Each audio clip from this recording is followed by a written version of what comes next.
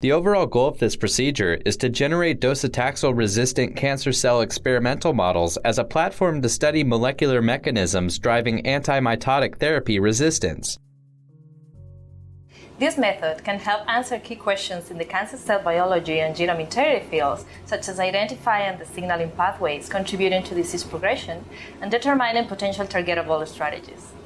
The main advantage of this technique is that it is a reliable and easy way to generate experimental models to study anti-cancer drug responses, besides using patient tumor samples and animal models.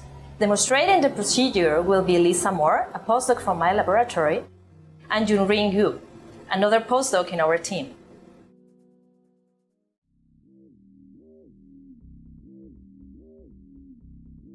To begin this procedure, plate DU-145 or 22RV1 cells in the 150 centimeter squared flasks containing 20 milliliters of media. After 24 hours, when the cells are at about 70 to 80% confluence, add docetaxel at 5 nanomolar.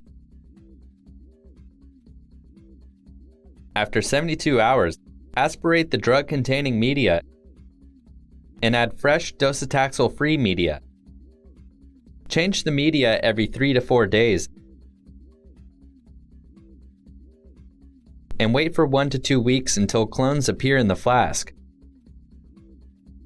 Aspirate the media, carefully wash the cells with 15 milliliters of PBS, and incubate them with 4 milliliters of 0.05% trypsin EDTA for 3 to 5 minutes at 37 degrees Celsius to detach the cells from the flask surface. Then, resuspend.